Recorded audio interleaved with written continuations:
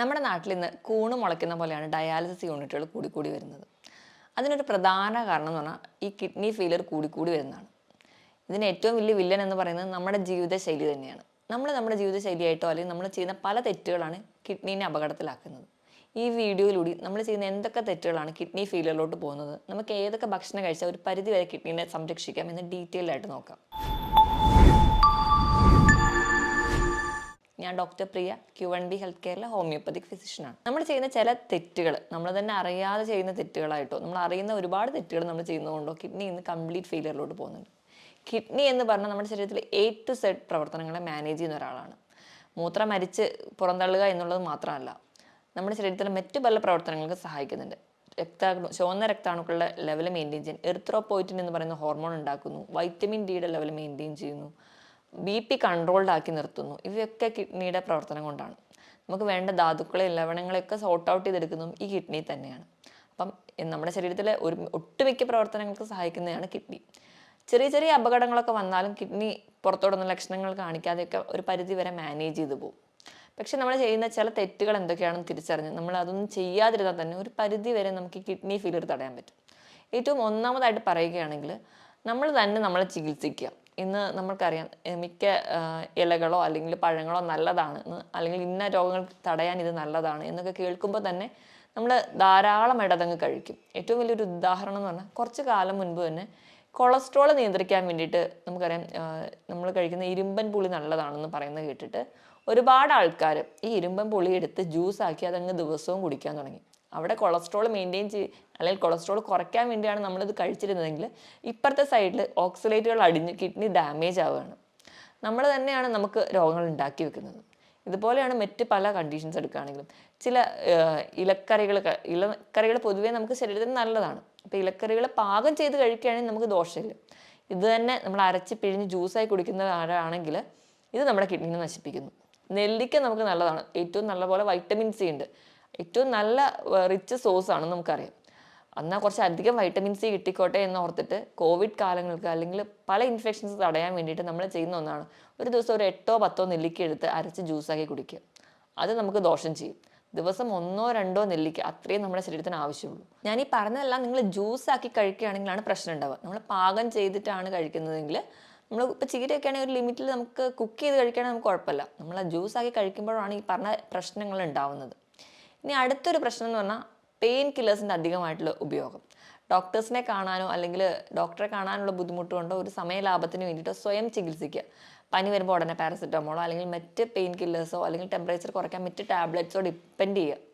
ഇങ്ങനെയൊക്കെ ചെയ്യുന്നതിൻ്റെ ഭാഗമായിട്ട് ഡോക്ടറുടെ കൺസൾട്ടേഷൻ ഇല്ലാതെ മെഡിസിൻസ് എടുക്കുന്നതിൻ്റെ ഭാഗമായിട്ട് കിഡ്നി ഫെയിലിയറിലോട്ട് പോകാം.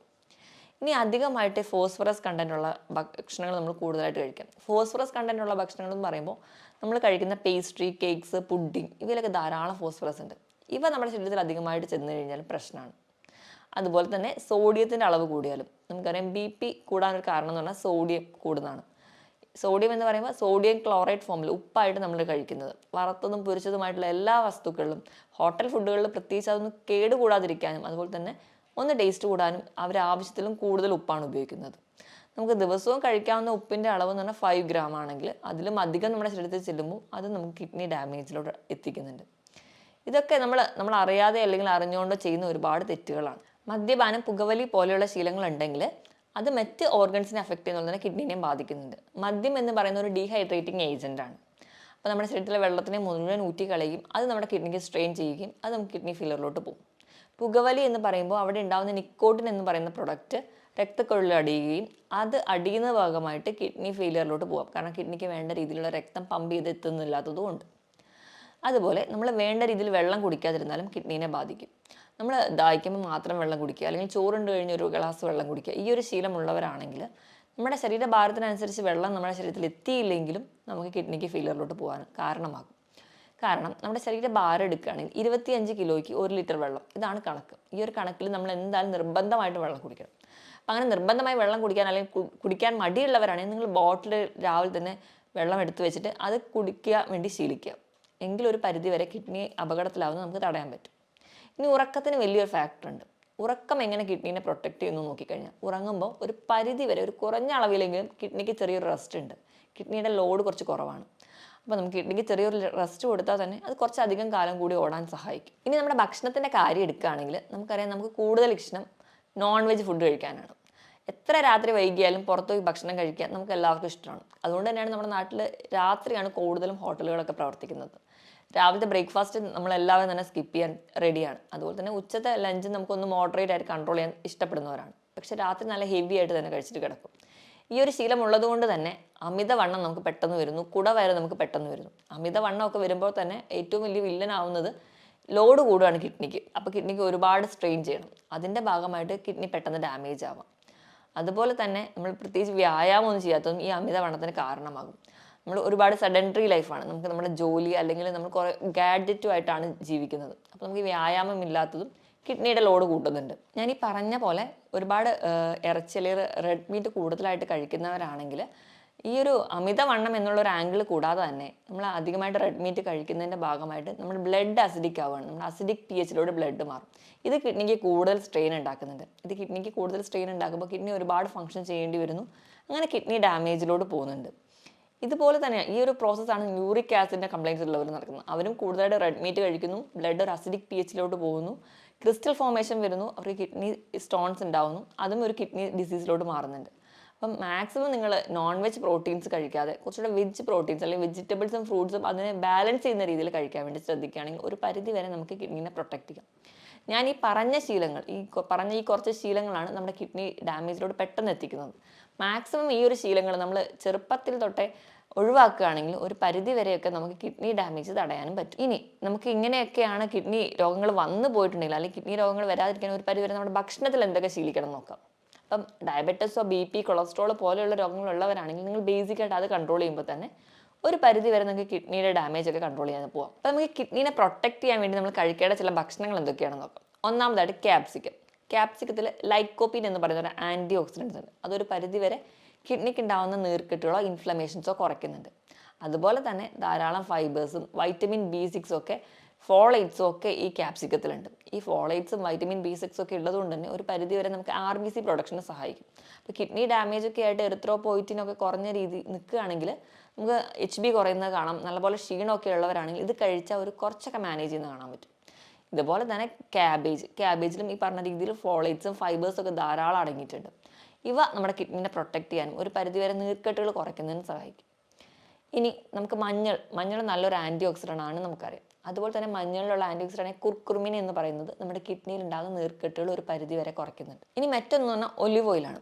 ഒലിവ് ഓയിൽ എന്ന് പറയുന്നത് നമുക്കറിയാം നല്ലൊരു ആൻറ്റി ഓക്സിഡൻ്റ് ആണ്. അതുപോലെ ഇതിൽ അടങ്ങിയിട്ടുള്ള ഫാറ്റി ആസിഡ് എന്ന് പറയുന്നത് ഒലീക് ആസിഡ്, ഇവ നമുക്ക് കിഡ്നിക്ക് ഉണ്ടാകുന്ന ഒരു സ്ട്രെയിൻ കുറയ്ക്കുന്നതായിട്ട് കാണാം. ഒലിവ് ഓയിൽ നമുക്ക് ഏറ്റവും നല്ലതെന്ന് പറഞ്ഞാൽ സാലഡിലൊക്കെ ഒരു ഡ്രസ്സിംഗ് ആയിട്ട് ഉപയോഗിക്കാം. ഒരിക്കലും കുക്ക് ചെയ്യാൻ വേണ്ടിയിട്ടല്ല, ജസ്റ്റ് സാലഡൊക്കെ ഉണ്ടാക്കി അതിൻ്റെ മുകളിലൊരു ഡ്രസ്സിംഗ് ആയിട്ട് ഒലിവ് ഓയിൽ കഴിക്കുകയാണെങ്കിൽ നിങ്ങൾക്ക് നല്ലതാണ്. അതുപോലെ തന്നെ അതിൽ ധാരാളം omega-3 ഫാറ്റി ആസിഡ്സും ഉണ്ട്. ഇനി ഏറ്റവും നല്ലതെന്ന് പറയുന്നത് ആപ്പിളാണ്.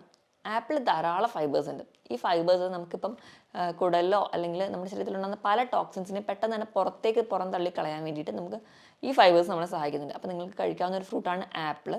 അതുപോലെ തന്നെ തണ്ണിമത്തൻ കഴിക്കുമ്പോൾ അതിലും ഈ ലൈക്കോപ്പിൻ എന്ന് പറയുന്ന ആൻറ്റി ഓക്സിഡൻസ് ഉണ്ട്. അത് നമുക്ക് ഇൻഫ്ലമേഷൻ കുറയ്ക്കുന്നുണ്ട്. അതുപോലെ തണ്ണിമത്തൻ നമുക്ക് നല്ല ഹൈഡ്രേഷൻ തരുന്ന ഒരു ഫ്രൂട്ടാണ്. അപ്പോൾ അതും നിങ്ങൾക്ക് ഉൾപ്പെടുത്തുന്ന ഒരു പരിധിവരെ കിഡ്നീനെയൊക്കെ സംരക്ഷിക്കാൻ വേണ്ടി സഹായിക്കും. ഇനി ഇത് കൂടാതെ തന്നെ നമുക്ക് നമ്മുടെ ഉപ്പിൻ്റെ അളവൊന്ന് നിയന്ത്രിക്കാൻ വേണ്ടി ശ്രദ്ധിക്കുക. കിഡ്നീനെ അപകടത്തിലാക്കുന്നതിന് മുൻപ് നിങ്ങളുടെ ഉപ്പിൻ്റെ അളവ് നിങ്ങൾ കഴിക്കുമ്പോൾ മാക്സിമം വറുത്തതും പൊരിച്ചതും ഒഴിവാക്കിയിട്ട് ഇതൊക്കെ കഴിക്കുന്നതിനോടൊപ്പം തന്നെ നിങ്ങളുടെ ഉപ്പിൻ്റെ അളവ് മെയിൻറ്റെയിൻ ചെയ്യുക. മാക്സിമം നിങ്ങൾ ഫുഡൊക്കെ കഴിക്കുമ്പോൾ ഒരു 4 ഗ്രാമിലൊക്കെ കൂടാതിരിക്കാൻ വേണ്ടി ശ്രദ്ധിക്കുക. അപ്പോൾ നമുക്ക് ഉപ്പിൻ്റെ അളവ് മെയിൻറ്റെയിൻ ചെയ്യുന്ന ഒരു പരിധി വരെ കിഡ്നി ഡാമേജ് ഒക്കെ കുറയ്ക്കാൻ പറ്റും. ഇനി ഭക്ഷണത്തിൽ ഉൾപ്പെടുത്തേണ്ട ഒന്നാണ് വെളുത്തുള്ളിയിൽ അല്ലിസിൻ എന്ന് പറയുന്ന ഒരു കണ്ടന്റ് ഉണ്ട്. ഇതും നമുക്കൊരു പരിധി വരെ കിഡ്നി ഡാമേജ് കുറയ്ക്കാൻ പറ്റും. അതുപോലെ ഇഞ്ചിയിൽ അടങ്ങിയിട്ടുള്ള കണ്ടന്റ് നമുക്ക് ശരീരത്തിലുണ്ടാകുന്ന നീർക്കെട്ടുകൾ കുറയ്ക്കുന്നു. അതുപോലെ തന്നെ കിഡ്നി ഡാമേജ് ഉണ്ടാകുമ്പോൾ ഒരുപാട് പേർക്ക് ഉണ്ടാകുന്ന ഒരു ബുദ്ധിമുട്ടാണ് നടുവിന് കഴപ്പ്, നടുവേദനയൊക്കെ. ഈ ഒരു പ്രശ്നവും നമുക്കൊരു പരിധി വരെ കുറയ്ക്കാൻ പറ്റും. അതുപോലെ തന്നെ ഇഞ്ചി നല്ലൊരു ഡയൂറെറ്റിക്കായിട്ടും ആക്ട് ചെയ്യുന്നുണ്ട്. ധാരാളം ഇലക്കറികളൊക്കെ കഴിക്കുക. ഇലക്കറികൾ എന്ന് പറയുമ്പോൾ നമ്മൾ ചീര മാത്രമല്ല, അല്ലാതെ മറ്റ് ബ്രക്കോളി അങ്ങനെയുള്ള ഇലക്കറികളൊക്കെ ധാരാളമായി കഴിക്കാൻ വേണ്ടി ശ്രദ്ധിക്കുക.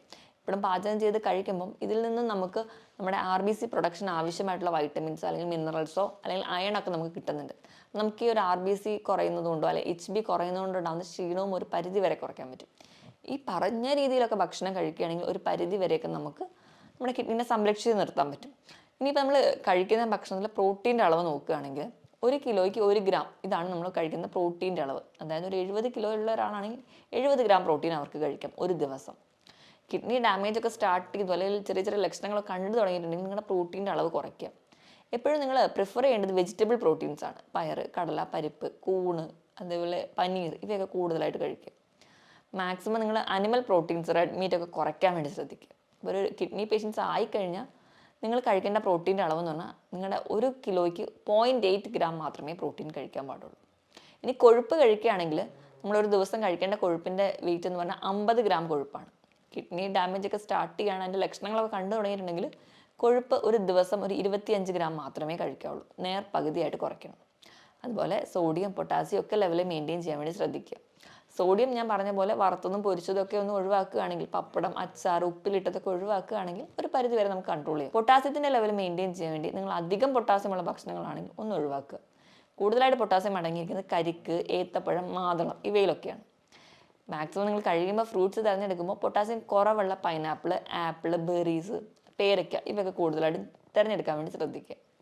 ഇനി ഏത്തപ്പഴമൊക്കെ കഴിക്കാൻ താല്പര്യം ഉണ്ടെങ്കിൽ വല്ലപ്പോഴും കഴിക്കുമ്പോൾ പുഴുങ്ങി കഴിക്കുകയാണെങ്കിൽ ഒരു പരിധി വരെയൊക്കെ നമുക്ക് സോഡിയം, പൊട്ടാസ്യത്തിൻ്റെ അളവ് കുറയ്ക്കാൻ പറ്റും. ഞാൻ ഈ പറഞ്ഞ രീതിയിലൊക്കെ ഭക്ഷണം കൂടുതലായിട്ട് ഹെൽത്തി ആയിട്ട് കഴിക്കുക, കൃത്യമായിട്ട് വ്യായാമം ചെയ്യുക, നല്ല രീതിയിൽ കൃത്യമായിട്ട് ഉറങ്ങുക. അതായത് ഒരു 6-7 മണിക്കൂർ കൃത്യമായിട്ട് തന്നെ ഉറങ്ങാൻ വേണ്ടി ശീലിക്കുക. വ്യായാമം ആഴ്ചയിൽ 5 ദിവസമെങ്കിലും മാക്സിമം നിർബന്ധമായിട്ട് തന്നെ ചെയ്യാൻ വേണ്ടി ശ്രദ്ധിക്കുക. നല്ല രീതിയിൽ തന്നെ നിങ്ങൾക്ക് ആവശ്യത്തിന് വേണ്ടിയുള്ള വെയിൽ കൊള്ളുക, കൃത്യമായി വെള്ളം കുടിക്കുക. അപ്പോൾ നിങ്ങൾക്ക് കുറച്ചുകൂടി ഹെൽത്തി ആയിട്ട് ഇരിക്കാൻ പറ്റും. അതുപോലെ ഞാൻ ആദ്യം പറഞ്ഞ രീതിയിലുള്ള തെറ്റുകൾ മാക്സിമം ഒഴിവാക്കുക. അങ്ങനെയാണെങ്കിൽ ഒരു പരിധി വരെ നമുക്ക് നമ്മുടെ കിഡ്നീനെ പ്രൊട്ടക്റ്റ് ചെയ്യാൻ പറ്റും. ഞാൻ ഈ പറഞ്ഞ കാര്യത്തിൽ എന്തെങ്കിലും ഡൗട്ട് ഉണ്ടെങ്കിൽ നിങ്ങൾ താഴെ കാണുന്ന നമ്പറിൽ കോൺടാക്ട് ചെയ്യുക. മറ്റൊരു ഹെൽത്ത് ടോപ്പിക്കുമായിട്ട് വീണ്ടും കാണുന്നത് വരെ നന്ദി.